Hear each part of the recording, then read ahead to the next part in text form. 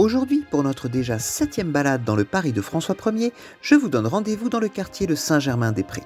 Il tire son nom de l'abbaye de Saint-Germain, consacrée en 588, après Jésus-Christ évidemment, par l'évêque de Paris qui s'appelait Germain. L'église a été rebâtie plusieurs fois, mais le clocher que l'on peut observer aujourd'hui date des années 1020, comme l'atteste la dendrochronologie des bois de la Charpente. L'abbaye est très puissante et a même des droits de justice sur ses terres. Elle possédait une prison, un pilori et un gibet, où furent par exemple pendus des faux monnayeurs en 1256, d'après des documents écrits que l'on a retrouvés. Voici l'aspect de la prison en 1831, où après la Révolution de 1789, elle était passée sous autorité militaire. Elle a été détruite un peu plus tard, en 1854, à l'occasion du percement du boulevard Saint-Germain. Au Moyen-Âge et à la Renaissance, l'abbaye se trouve en dehors de l'enceinte de Paris, bâtie par Philippe Auguste. Elle se trouvait près de la porte de Bussy, dont le nom se trouve un peu partout dans le quartier.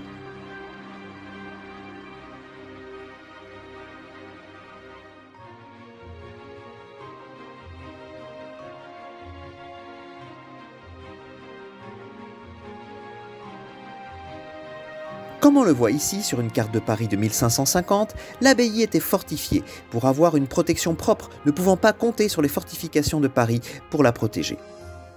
Les fortifications étaient entourées de douves qui suivaient le tracé actuel des rues Jacob, de l'Échaudé, Gozlin et Saint-Benoît.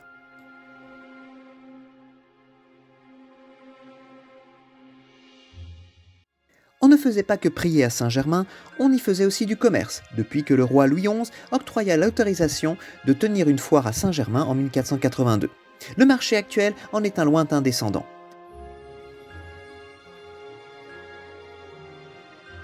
Dans la foire du Moyen-Âge et de la Renaissance, on devait y vendre d'autres types de pommes qu'actuellement.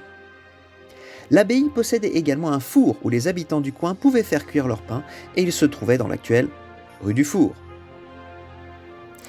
À l'époque de François Ier, l'abbé de Saint-Germain-des-Prés était le cardinal François de Tournon, qui a sa rue un peu plus au sud, pas loin du Sénat. Il était reconnu pour ses qualités de diplomate et est allé en Espagne négocier le traité de Madrid en 1526. Ce traité a permis la libération de François Ier, alors prisonnier de l'empereur Charles Quint à la suite de la bataille de Pavie. Dès sa libération, François Ier s'est empressé de ne rien appliquer de ce traité.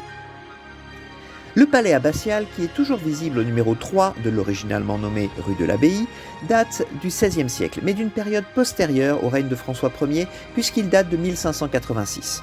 Il abrite à l'heure actuelle des salles de cours de l'Institut catholique de Paris. Il y avait au niveau de la rue de l'Abbaye une chapelle dédiée à la Vierge que l'on peut voir sur ce plan. Elle a été détruite en 1802, mais on peut toujours en admirer quelques fragments le long de la façade nord de l'église. Dans le petit square à côté, un vestige un peu triste d'un glorieux passé.